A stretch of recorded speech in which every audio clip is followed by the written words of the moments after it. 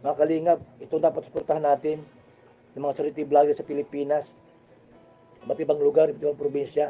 Kalampitos, Kaagapay.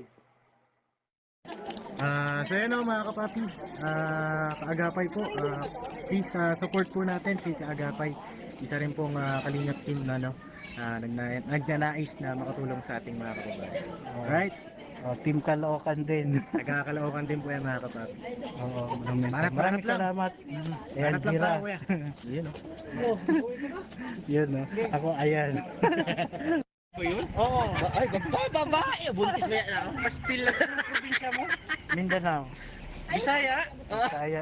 Sa hindi ako pastilan ikaw. Dahil si Kaagapay. Bilatan na. Ay, Mga ka-business, mga ka-business, mga kalingap, palihog ko, support natin si Kaagapay. Grabe butan, yun siya kayo. Pero may ginag-support ba sa tua? So yun, sa mga Tagalog naman, pakisuyo po, supportahan natin si Kaagapay. O, diba? Solid din po itong sumusuporta sa atin. Grabe, laging nagpo-comment. Ayun, salamat din sa suporta mo. Ayun, balikan naman natin yung ginawa niyang kabutihan sa atin. maraming salamat, ka-business bro. Ayan, kilala. Kaagapay, Ayan, isang mapagpalang araw mga kaagapay, mga kalingap. Andito tayo ngayon sa bahay ni Tatay Rudy. Ito na po ang bahay ni Tatay Rudy. Ayan, kasalukuyan pong inaayos po. Itong bahay po niya ay hindi po ito kumbaga inayos lang po ito kasi nga may nagpaabot po ng tulong sa kanila, so ito po yung nakaya ng budget. Hindi po ito kumbaga pabahay, ano lang po ito mga kagapay, kumbaga nirepair lang po siya, pinalitan yung mga dingding kasi nga saka yung kasi nga sira-sira. So dahil nga may nagpaabot ng tulong kay Tatay Rudy ng pampaayos dito, so ito pinaayos natin. Ayan,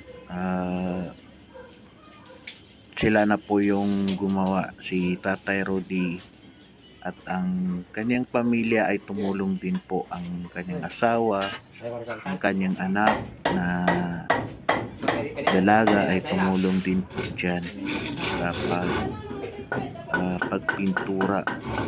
Mamaya makikita nyo po. And siyempre gusto natin pasalamatan ang mga nagpabot ng tulong kay Tatay Rudy. Unang-una po dito si Kapitan Larry Ubaldo. Pinapasalamatan ko po dahil hindi po talaga niya kami pinabayaan sa mga proyekto namin dyan sa Isabela. Ayan po ang tatay ang anak at asawa ni Tatay Rudy. Sila na po yung nagpintura. Ayan,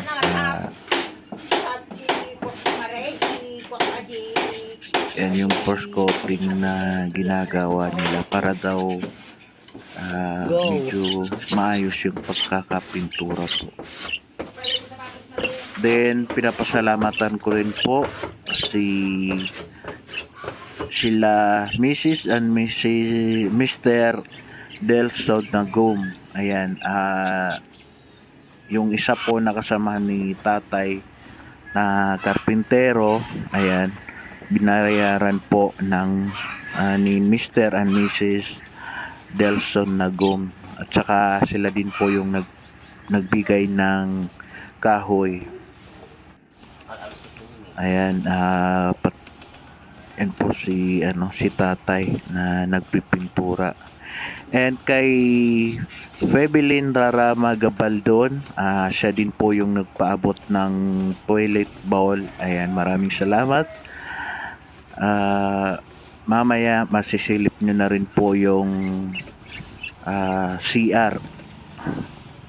At sa ating silent viewers na nagpaabot ng 40 pieces na hollow blocks, maraming salamat. At syempre, kami din po ni Miss Ate Merlin Alcon yung nag ng plywood at saka Paco at iba pa. And kay Aiden Alcon, nagpaabot din po siya ng tulong. Ayan, maraming salamat. May channel din po yan, pwede nyo pong suportahan si Ma'am Eden Alcano. Ayan, siya po yung nagbigay ng gulong tsaka simento. Yun din pong si si Con Sara. Ayan, may channel din po yan, pwede nyo rin pong suportahan po mga kaagapay. And yung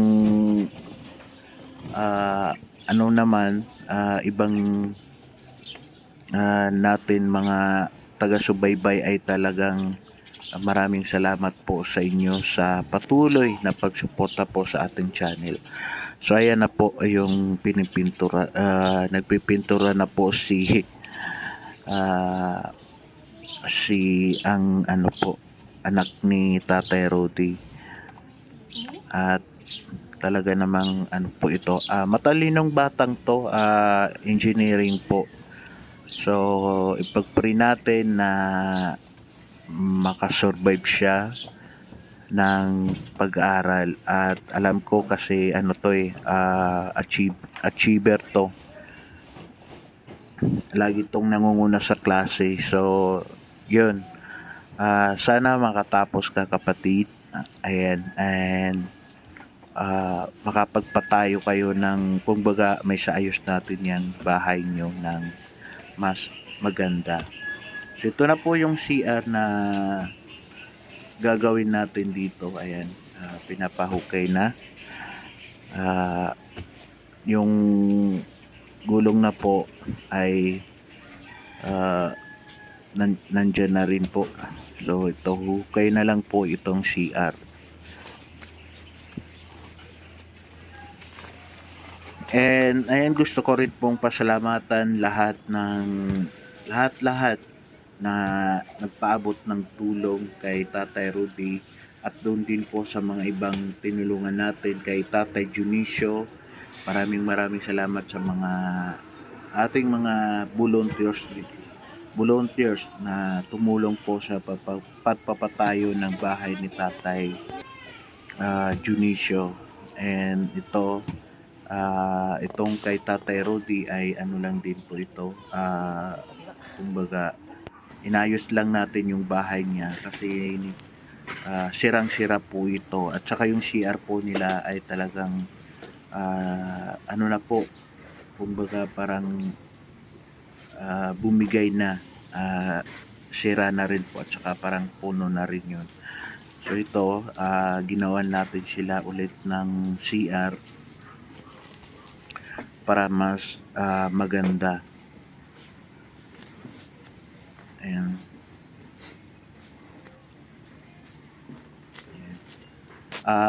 Ang ilalagay po kasi dito yung gulong na binili natin. Kasi ito po yung kadalasan, kung mapapansin nyo, yung CR din po ni Nanay Aloha at yung CR ni Tatay Junicio ay nilagyan din po ng gulong. Ayan.